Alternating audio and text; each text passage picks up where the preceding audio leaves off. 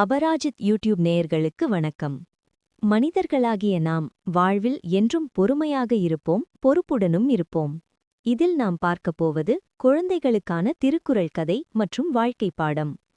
திருக்குறளின் இல்வாழ்க்கை என்னும் அதிகாரத்தில் வரும் இந்த குறள் ஒரு இல்லறத்தான் சமூகத்தில் எத்தகைய கடமைகளை செய்ய வேண்டும் என்பதை இது அழகாக விளக்குகிறது. திருக்குறள் 41. இல்வாழ்வான் என்பான் இயல்புடைய மூவர்க்கும் நல்லாற்றின் நின்ற துணை. பொருள்: பெற்றோர், மனைவி, குழந்தைகள் என இயல்பாகவே தன்னை சார்ந்துள்ள 3 பிரிவினருக்கும், அதாவது துறவி, மாணவர், வறியவர் என்றும் இதற்கு பொருளுண்டு. அறநெறி தவறாமல் நின்று உதவி செய்பவனே சிறந்த இல்லறத்தான் ஆவான். இதன் சிறுகதை இறைவனுக்கு நெருக்கமானவன். ஒரு சிறிய கிராமத்தில் கதிர் என்ற இளைஞன் வசித்து வந்தான். அவன் ஒரு சிறிய கடையில் வேலை செய்து வந்தான். அவனது வருமானம் குறைவுதான் என்றாலும் அவன் தன் வாழ்க்கையை மிகவும் நேர்மையாக நடத்தினான். கதிரின் வீட்டில் அவனது வயதான பெற்றோர், படிக்கும் தங்கை மற்றும் அவனது மனைவி இருந்தனர். ஒருமுறை ஊரில் பெரிய திருவிழா வந்தது. கதிரின் நண்பர்கள் அனைவரும் புது துணிகள் எடுத்துக்கொண்டு ஊரூராக சுற்றி மகிழ்ந்தனர். ஆனால் கதிர் மட்டும் எப்போதும் போல வேலைக்குச் சென்று கொண்டிருந்தான். அவனது நண்பன் ரவி கேட்டான், "கதிர், நீ ஏன் எங்களோடு வரவில்லை? ஒரு நாள் ஜாலியாக இருந்தால் என்ன?"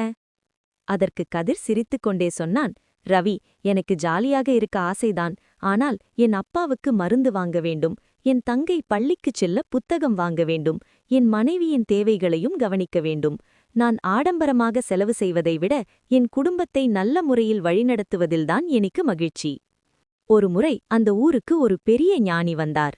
அவரிடம் ஊர் மக்கள் பலர் சென்று, "நாங்கள் கடவுளை அடைய என்ன செய்ய வேண்டும்? காட்டிற்குச் சென்று தவம் இருக்க வேண்டுமா?" என்று கேட்டனர்.